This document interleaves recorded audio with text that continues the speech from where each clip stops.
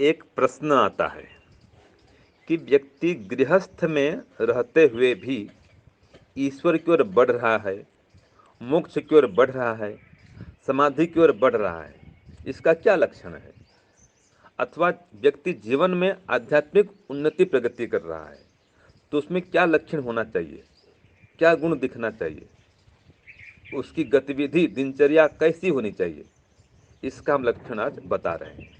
जैसे कि जो अध्यात्म पथ का पथिक बन गया, ईश्वर की ओर बढ़ रहा है, मोक्ष की ओर बढ़ रहा है, चाहे घर में हो चाहे आश्रम हो, कहीं पर भी रहे हो, ब्रह्मचारी हो, गृहस्थी हो, वानप्रस्थी हो, सन्यासी हो, सब पर लागू होता है।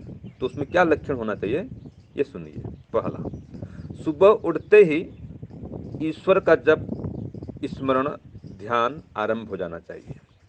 और जप स्मरण करते करते सब दिनचर्या करे वो, शौच, स्नान, आसन, व्यायाम, प्राणायाम, दंत धावन, जो भी काम करे, भ्रमण करना हो, वॉकिंग करना हो, जो भी कर रहा हो, जप करते करते करेगा, ईश्वर को याद करते करते करेगा। ये लक्षण प्रथा पहला। दूसरा है कि रोज सुबह शाम ध्यान में बैठेगा, मन को स्थिर करके, तन को स्थिर करके, एकाग्र चित्त होकर ध्यान में बैठेगा। पहले शुरुआत करेगा 10 मिनट, 20 मिनट, आधा घंटा, और बढ़ाते बढ़ाते कम से कम 1 घंटा प्रातः और 1 घंटा सायं वो उपासना करे, एकाग्र मन से, चित्त को चंचल किए बिना। और फिर धीरे धीरे 1.5 घंटा भी करे, 2 घंटा भी करे, जितना बढ़ाना है बढ़ाए। और ध्यान से उठने के बाद में ये उपलब्धि होनी चाहिए उसको, ऐसी अनुभूति होनी चाहिए कि मैंने आज विशेष कुछ प्राप्त किया है। मन में शांति आनी चाहिए, मन में आनंद आना चाहिए, ध्यान काल में भी और ध्यान से उठने के पश्चात भी। उदाहरण के लिए, जैसे एक पिता अपने पुत्र का विवाह करता है, तो जब बारात निकलती है, फिर घर में बहू आती है, तो घर में कैसा आनंद का माहौल होता है, पिता माता कितने प्रसन्न होते हैं। अथवा एक लेखक है, कोई उसकी रचना छपती है, प्रकाशित होती है, या कोई पुस्तक छपता है, तो जब पुस्तक छप के आ जाता है, उसको देख करके वो लेखक का मन कितना प्रसन्न होता है, कितना उसको आनंद आता है। तो जैसे इनको आनंद आता है, एक कृषक है, किसान, जब फसल पक जाए और घर में अनाज आ जाए तो कितना उसका आता है आनंद। इसी प्रकार से ध्यान काल से उठने के पश्चात मन में आनंद आना चाहिए, एक उपलब्धि होनी चाहिए, हाँ मैंने आज बहुत बढ़िया ध्यान किया है, एक विशेष सुख की अनुभूति होनी चाहिए, ध्यान काल में भी और ध्यान के पश्चात भी। तो समझो ईश्वर की ओर बढ़िया बढ़ रहा है। तीसरा नंबर है, मन इंद्रियों में किसी भी प्रकार का काम, क्रोध, लोभ, लालच, ईर्ष्या, द्वेष, अहंकार आदि विकार नहीं आना चाहिए। हमेशा मन शांत हो, दिन भर वो शांत रहे, संतुष्ट रहे, आनंदित रहे। ये चतुर्थ बिंदु है। हमेशा प्रसन्न हो, कोई कुछ कह दे, अपमान कर दे, तो भी कोई बात नहीं, सम्मान मिले या अपमान मिले, हानि हो कि लाभ हो, हर स्थिति में वो संतुष्ट रहेगा, सम रहेगा। कोई निंदा करे या प्रशंसा करे, हर स्थिति में अगर शांत है, संतुष्ट है, प्रसन्न है, समझो ईश्वर की ओर ठीक बढ़ रहा है। पांचवा है, व्यवहार काल में सत्य, अहिंसा, ब्रह्मचर्य, अस्तेय, अपरिग्रह, ये 5 नियम, और शौच, संतोष, तप, स्वाध्याय, ईश्वर प्रणिधान, ये 5 नियम है, इनका पालन करेगा वो। और अष्टांग योग का पूरा अनुष्ठान करेगा, आसन व्यायाम भी करेगा शरीर को स्वस्थ करने के लिए, प्राणायाम भी करेगा, फिर आगे प्रत्याहार, धारणा, ध्यान और समाधि, यहाँ तक पहुँचने के लिए वो योगाभ्यास रोज करेगा। तो समझे ईश्वर को सही गति कर रहा है वो। आगे हम समझ सकते हैं कि किसी का भी कभी भी वो अनिष्ट चिंतन नहीं करेगा, कभी किसी की हानि नहीं करेगा, मन में भी किसी का अनिष्ट विचारों नहीं लाएगा, सबका हित चाहेगा, सबके हित के लिए काम करेगा। तो समझो वो कल्याणकारी आत्मा है, वो योगी है वो। हिंसा तो करेगा ही नहीं, सबके साथ प्रेम पूर्वक व्यवहार करेगा, मधुर वाणी बोलेगा, सबके हित के लिए बोलेगा, हितकारी बोलेगा। समझो वो योग की ओर गति कर रहा है। अगला बिंदु और देखते हैं, वो दिन भर भोजन करे, भ्रमण करे, घर का काम करे, व्यापार करे, नौकरी में जाए, खेती करे, माताएं बहनें घर में खाना पकाएं, कुछ भी काम करें, जो कोई भी है, जिस भी स्थिति में है, वो उस स्थिति में ईश्वर को याद करते रहे। ओम का जप करे, गायत्री मंत्र जप करे, मतलब उड़ते बैठते खाते पीते चलते फिरते हर समय हर काम करते वो ईश्वर से संबंध बना कर रखता है। तो चाहे घर में रहे चाहे आश्रम में रहे, वो ईश्वर की ओर बढ़िया बढ़ रहा है, ये समझना चाहिए।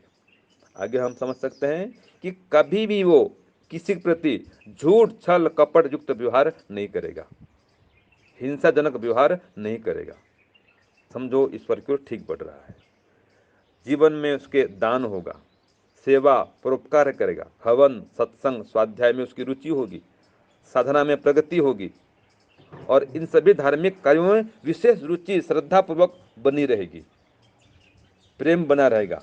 सभी धार्मिक अनुष्ठान में श्रद्धा से दान भी करेगा, श्रद्धा से सेवा भी करेगा, परोपकार करेगा, जो भी काम करेगा श्रद्धा से लगन से करेगा, प्रेम पूर्वक करेगा। समझो ईश्वर की गति ठीक हो रही है। जब रात्रि में शयन करेगा तो सोने के पहले फिर वो दिन भर के कार्यों को देखेगा, निरीक्षण परीक्षण करेगा अपना, जिसको बोलते हैं आत्मनिरीक्षण करना, कि मैंने दिन भर कोई गलती तो नहीं की, कोई भूल तो नहीं हुई मुझसे, और उस भूल को फिर न दोहराए इसके लिए संकल्प भी करेगा। कोई गलती हो जाए तो नहीं, आगे संकल्प करेगा नहीं करना है इसे। तो यह रात्रि में शयन के पूर्व यह आत्म निरीक्षण करेगा, और फिर जप करते करते ही सोएगा। ओम का जप करेगा, गायत्री मंत्र का जप करेगा, और जप करते करते ही सोएगा। वो दिन भर कोई भी पाप से अधर्म से युक्त न हो, अगले दिन इसके लिए रात को फिर संकल्प करेगा, और उठते ही फिर वही संकल्प करेगा कि हे परमात्मा, मैं दिन भर कोई पाप अधर्म नहीं करूं, मुझे इतनी शक्ति दीजिए, मैं दिन भर आपके नाम स्मरण में जप में रहते हुए सब काम करूं, शक्ति मुझे इतनी प्रदान कीजिए। ऐसी प्रार्थना रोज करेगा, सुबह भी शाम को भी। और जो भी काम करेगा ईश्वर को प्राप्त करने और कराने के लिए लक्ष्य से करेगा, निष्काम भाव से करेगा, ईश्वर प्रणिधान पूर्वक करेगा, लौकिक मान सम्मान की भावना से ऊपर उठ के काम करेगा वो। तो समझो वो ईश्वर की ओर ठीक ठीक बढ़ रहा है। अपने पास जो भी पदार्थ है, वो चेतन पदार्थ हो चाहे जड़ पदार्थ हो, धन संपत्ति जमीन जायदाद पुत्र पुत्री पति पत्नी, जो भी अपने पास में हैं, यहाँ तक कि शरीर भी, मन इंद्रियां जो भी हैं, इन सब का स्वामी ईश्वर को मानेगा, इन सब का प्रदाता ईश्वर को मानेगा। मैं तो इनका प्रयोग करता हूँ, ईश्वर इनका प्रदाता है, ऐसा मान करके इनका उपयोग लेगा वो मोक्ष की ओर बढ़ने के लिए। सबका प्रयोग करेगा, पदार्थों का प्रयोग करेगा, लेकिन उसमें आसक्त नहीं होगा, मोह नहीं रखेगा। माता पिता भाई बहन पति पत्नी गुरु शिष्य मित्र साथी सखा अड़ोसी पड़ोसी जो भी हैं, इन सब से लाभ लेगा, इनको लाभ पहुंचाएगा, लेकिन इनमें मोह नहीं रखेगा, आसक्ति नहीं रखेगा। इनसे लाभ मिलता है तो ठीक, नहीं मिलता है तो भी ठीक, ये मिल जाए तो भी ठीक, और कोई बिछड़ जाए तो भी ठीक, दुखी भी नहीं होगा। तो इस प्रकार से अगर आगे बढ़ रहा है, समझो ठीक गति कर रहा है मोक्ष की ओर। आगे हमेशा वह आशावादी बन के रहेगा, कभी भी हताश निराश नहीं होगा। मोक्ष को प्राप्त करने के लिए जितने भी साधन हैं उनका संग्रह करेगा, जैसे कि षड संपत्ति, सम दम शिक्षा उपरति श्रद्धा समाधान, ये 6 आध्यात्मिक संपत्ति है, इनका संग्रह करेगा। मुमुक्षुत्व अर्थात मोक्ष की तीव्र इच्छा हमेशा मन में बना के रखेगा, विवेक वैराग्य से युक्त रहेगा, हर काम करेगा लेकिन वैराग्य भाव से करेगा, योग भाव से करेगा, भोग भाव से नहीं करेगा वो। तो इस प्रकार से ऋषियों के मुनियों के पथ का आदर्श का अनुसरण करते हुए जीवन में वो गतिमान होगा। तो समझो ईश्वर की ओर ठीक बढ़ रहा है। और मन में यह हमेशा सोचेगा कि मैंने जन्म लिया है ईश्वर को पाने के लिए। तो ईश्वर की ओर बढ़ना या ईश्वर को पाना, और फिर दूसरों को ईश्वर की ओर बढ़ाना, दूसरों को ईश्वर को प्राप्त करने की प्रेरणा प्रदान करना, यही भाव से वो दिन भर लगा रहेगा।